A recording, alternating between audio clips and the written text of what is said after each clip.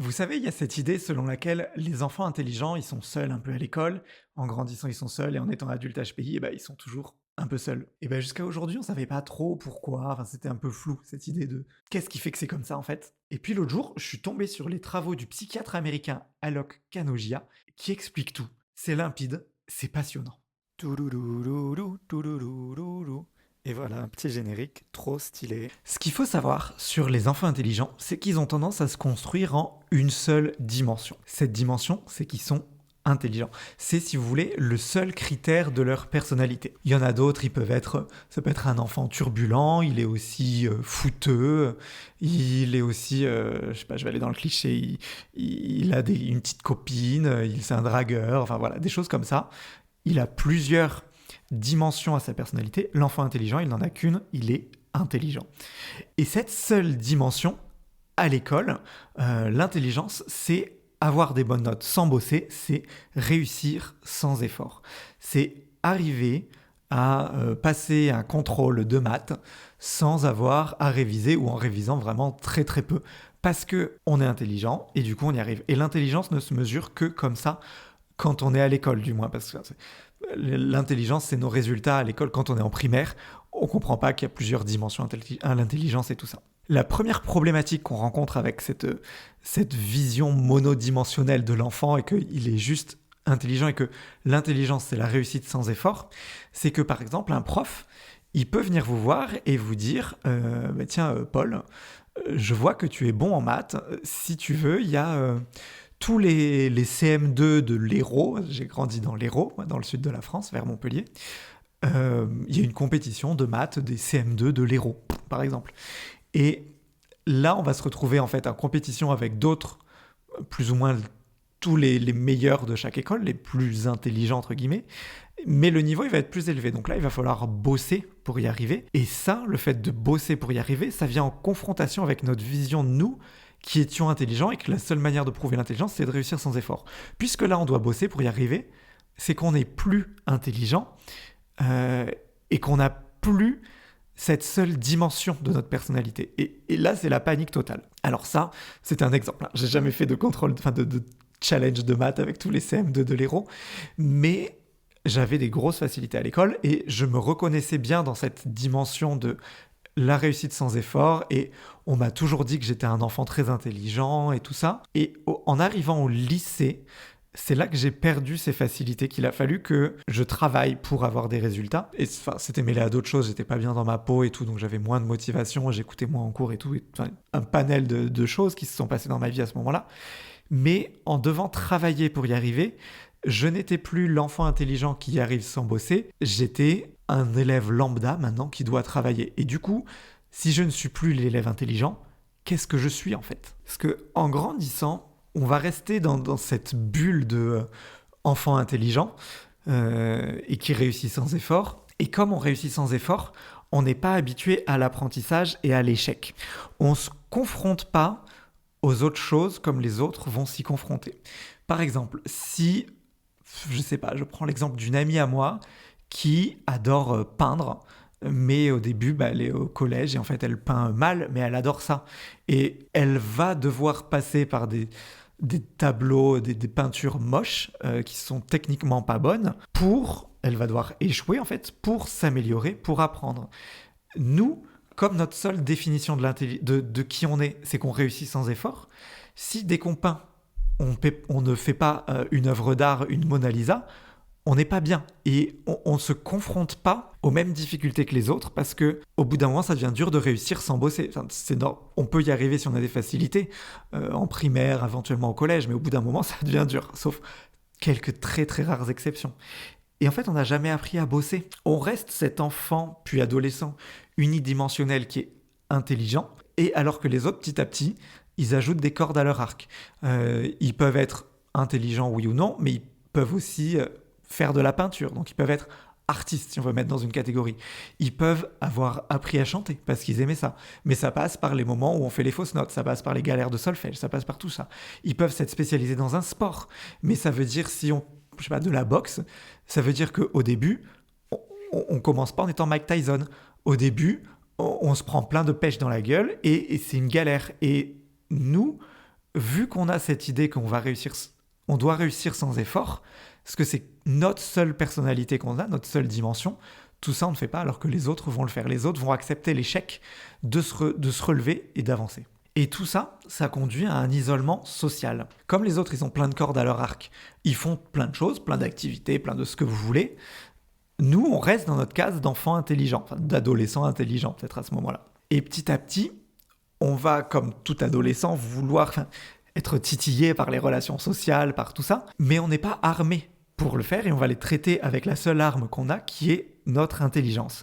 On va essayer de raisonner les relations sociales, de les rendre logiques, de les justifier de ce que vous voulez, alors que pour la plupart des gens, c'est juste avoir un bon feeling avec une personne ou non, être ami oui ou non. Il n'y a pas plus d'intellect derrière une relation sociale que ça, c'est juste ça se passe bien, oui, ça se passe pas bien, bah tant pis, c'est pas grave. Nous, je sais pas comment dire, on les rend logiques, on les rend intelligentes, on essaye de les comprendre de manière mathématique en fait. Et ça épuise parce que on n'est pas dans le laisser-aller. C'est pas de détente en fait. Cette vision de voir les relations sociales, c'est une tâche qu'on a à accomplir. C'est des calculs qu'on a à faire. On fait chauffer notre machine là-haut et ça rend le tout compliqué.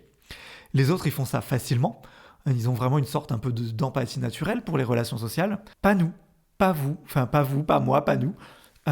Et le fossé, il se creuse encore plus. Comme c'est fatigant, faut les comprendre, faut les interpréter, faut les calculer, ces relations amicales. Comme c'est difficile, on n'y prend pas de plaisir. Et on revient sur cette idée d'isolement social. On essaye, c'est dur, c'est chiant, on comprend pas. Les autres, en plus, ils ont l'air de faire ça facilement. Stop, on arrête, quoi. C'est un cercle vicieux. Petit à petit, en grandissant, il y a l'ego qui va s'en mêler pour nous défendre. On va avoir ce qu'on appelle, ce que le psychiatre, dont je parlais au début, appelle de l'arrogance défensive. On se sent seul parce qu'on n'y arrive pas. Qu'est-ce qui nous reste ? Notre intelligence. En fait, nous, on n'est pas moins bon que les autres, on est un génie silencieux. J'ai pas du mal à me connecter aux autres parce que je n'arrive pas à comprendre les relations sociales, parce que je suis juste pas bon dans les relations sociales, parce que ce que vous voulez. Si j'ai du mal à me connecter aux autres, c'est parce que eux, ils sont trop cons. Le problème vient de eux, et moi, je me construis cette arrogance pour me défendre et pour pas blesser mon ego à moi. Et cette arrogance défensive, elle est couplée finalement à une mauvaise estime de moi. Si je la construis, si je mets ce mur d'arrogance, c'est parce que j'ai une mauvaise estime de moi qui n'arrive pas à avoir des potes, en gros. Hein.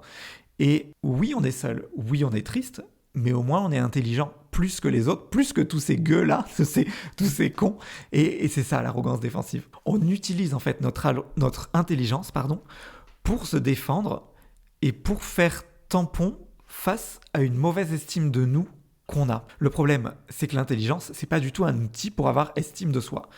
Pour avoir de l'estime de soi, L'intelligence, c'est un outil pour gérer des problèmes. Il y a un problème, ça mouline là-haut, on trouve une solution. C'est pas un outil pour booster notre estime de nous. Ça ne marche pas comme ça. Sinon, tous les HPI qui viendraient me voir, ils auraient déjà trouvé une solution logique pour booster leur estime d'eux. Mais à la place, la plupart des gens à qui je parle, en fait, les HPI à qui je parle, c'est des gens intelligents, mais qui se sentent pas bien dans leur peau, qui ont une mauvaise estime d'eux, qui sont un peu down, je sais pas comment le dire, et qui ont tendance à... Alors, il y en a beaucoup qui vont regarder cette vidéo, donc désolé si ça fait un peu critique, mais qui vont avoir tendance à être arrogants vis-à-vis des autres, à dire que le problème, c'est pas eux qui y arrivent pas, c'est les autres qui sont trop cons et qui ne les comprennent pas. Alors, il y a certainement un peu des deux, mais il faut comprendre que nous aussi, je m'inclus dans le lot, on est une part du problème et qu'on n'arrive pas à résoudre ce problème-là. Je vous disais que l'intelligence n'est pas un outil pour booster l'estime de soi. Par contre, les émotions sont un outil pour booster notre estime de nous-mêmes. Quand on est triste, ce qui marche, c'est pas la logique, c'est de la compassion. Et alors là, le psychiatre prend un exemple que j'aime beaucoup et que je trouve très parlant. C'est si par exemple vous avez un enfant, surdoué, en l'occurrence pour rester dans notre thématique, qui se tombe de vélo, qui se râpe le genou. Il pleure, ça ne va pas. Qu'est-ce qui va marcher selon vous ? C'est d'aller le voir et de jouer la carte de l'intelligence, de lui dire « T'inquiète pas, c'est pas profond, t'as juste râpé, on va mettre du pchit, ça va désinfecter, tu n'auras pas d'infection, tu vas survivre. » Ou alors, ce qu'il veut, c'est qu'on lui dise « Oh, mon petit chou, je suis désolé, tu t'es blessé, tu veux un bisou magique, machin, machin. » A priori, c'est la solution 2 quand même qui va mieux marcher. Il a besoin de réconfort, il a besoin de chaleur, il a besoin d'émotion. Il n'a pas besoin, pour booster son estime de lui, que je lui explique comment marche le gel antiseptique. Ça, il s'en fout. C'est pas ça qu'il veut, il est choqué. Et il a besoin d'émotion, de compassion. Les larmes, d'un point de vue évolutif, elles sont là pour montrer notre tristesse et signaler au groupe un besoin social de réconfort. Ce signal au groupe, je me sens pas bien, venez faire moi, me donner de la chaleur, me donner de l'amour. Ça sert à ça, les larmes. Elles n'ont pas besoin, les larmes, de se prendre un mur d'arrogance défensive de quelqu'un d'autre qui a un problème d'ego, quoi. Alors que faire si on se retrouve dans cette situation on est adulte, on a un enfant qui est précoce, qui est HPI, que vous reconnaissez votre enfant là-dedans, je me doute que quelqu'un de CM2 regardera peut-être pas cette vidéo, ou alors si vous êtes un ancien enfant, un adulte, mais qui s'est reconnu dans tout ce parcours émotionnel, que faire? Alors, si vous êtes parent d'un enfant précoce, faites attention à comment vous expliquez ça à votre enfant.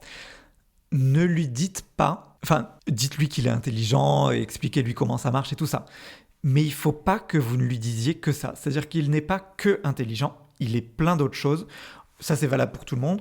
On est HPI, c'est juste une facette de nous. C'est une partie de notre notice, de notre fonctionnement, mais on est plein d'autres choses, ce qui fait que vous et moi, HPI tous les deux, on va être très différents comme personnalité. On peut avoir des raisonnements similaires, mais on a on a plus de différences qu'on a de points communs. C'est ça que je veux dire, dans notre personnalité et tout ça. Et surtout, le danger, c'est que cette intelligence, il faut pas... l'enfant, il a rien fait pour l'avoir, si vous voulez. Il est né... L'intelligence, elle vient une partie du patrimoine génétique, donc à la limite c'est vous qui avez bossé pour filer ça à votre enfant, et une autre partie c'est ça se passe au niveau des premières années d'éducation, c'est encore un peu mystérieux, mais il y a une partie de l'intelligence qui est pas donnée à la naissance, qui arrive en grandissant. Mais l'enfant, il n'est pas responsable de ça. Il n'a rien fait pour l'avoir, donc baser son identité sur un truc dont il n'est pas responsable, qui est hors de son contrôle, c'est dangereux, parce que toutes ces actions qu'il pourrait faire par la suite, elles vont pas refléter qui il est. Si moi on me dit Paul, tu es juste intelligent, tu n'es rien d'autre. Ça veut dire que je suis intelligent, ok, je suis né comme ça, ok, cool, coup de bol, j'y suis pour rien. Mais ça veut dire que si, je sais pas moi, j'ai fait un marathon, je me considère comme sportif, mais le marathon, j'ai bossé pour le faire. Je me suis entraîné pendant longtemps, j'ai fait plein de choses et tout. Si on m'avait bercé 100% dans l'idée que je ne suis que intelligent, ce que mes parents n'ont pas fait. Enfin, j'étais plein de choses. Je n'avais pas qu'une seule dimension. Mais le fait de me dire, j'ai travaillé pour ce marathon, je suis sportif, je fais plein de choses, ça a un impact sur mon estime de moi. C'est-à-dire que je me rends compte que si je travaille, que je me mets, là, je ne suis pas sportif, mais sportif oui, mais je peux ne pas être autre chose, mais je me dis, ok, si je bosse, je sais que je peux le devenir, ce truc.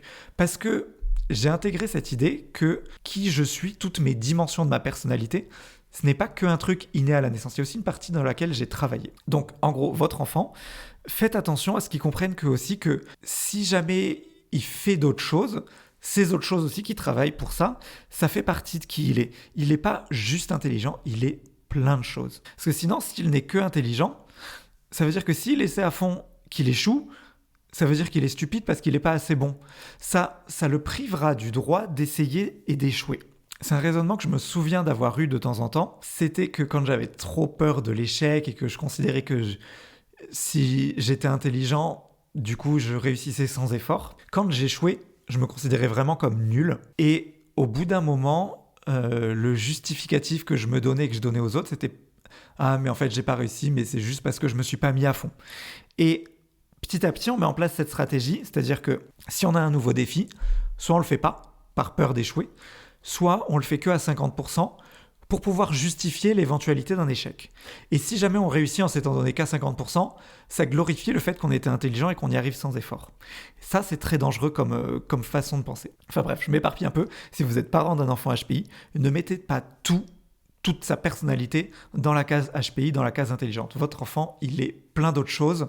Expliquez-lui ce que c'est le HPI, l'intelligence, mais expliquez-lui aussi toutes les autres choses qu'il est. Et dans le cas présent, si vous êtes aujourd'hui un adulte, mais que vous êtes passé par là en étant enfant, ça va être de laisser tomber votre dimension d'identité dans le présent. C'est-à-dire, quand vous essayez de faire quelque chose aujourd'hui, faites et que vous refusez de le faire, qu'il y a une petite voix qui vous sabote à l'intérieur, essayez d'identifier cette petite voix. A priori, ça va être votre arrogance défensive. Ça va être si, je sais pas, vous adorez chanter, mais vous chantez très mal et vous avez envie d'apprendre à chanter, mais que vous osez pas vous lancer dans un cours de chant. Vous pouvez vous dire, moi je vais pas me mettre là parce que je suis pas comme ça, je vaux mieux que ça, dans le sens, je vaux mieux que tous les gens qui vont galérer à apprendre parce que moi, j'y arrive facilement, parce que moi, je suis intelligent, parce que moi, je suis au-dessus. Il y a des débutants, ils vont apprendre à faire ce truc très basique de chant que moi, je sais déjà faire. Je suis pas comme ça, j'ai pas besoin de ça. Et finalement, les gens qui auront pris le cours, peut-être qu'il y en a certains qui auront revu des concepts qu'ils maîtrisaient déjà, parce qu'on parle pas forcément tous de zéro. Mais en attendant, dans un an, ils seront bien meilleurs que vous parce que eux, ils ont accepté de se galérer par moment. Et vous, non. Vous êtes resté dans votre arrogance, dans votre petit ego là. Et ça marche pas comme ça. Ayez conscience qu'il y a cette petite voix qui vous sabote, cet ego, cette arrogance défensive. Laissez-la tomber. Avalez votre arrogance, allez-y. Même si vous allez vous sentir humilié pour je sais pas quelle raison. Les gens, ils sont pas là pour vous humilier. C'est vous qui vous créez votre narratif dans lequel vous vous sentez humilié. Et comme ça, petit à petit, vous allez apprendre des nouvelles choses, vous rendre compte que vous pouvez échouer, que c'est pas grave, que c'est pas parce que vous réussissez pas du premier coup que ça fait de vous quelqu'un de pas intelligent et que vous pouvez être aussi autre chose que quelqu'un d'intelligent. Si vous reconnaissez dans ces points, je vous invite à télécharger mon e-book sur le bouton qui s'affiche. Et si vous voulez continuer dans la lancée de la thématique de cette vidéo, je vous invite à aller voir la vidéo suivante qui montre comment aider un enfant HPI à avoir confiance en lui tout au long de sa scolarité.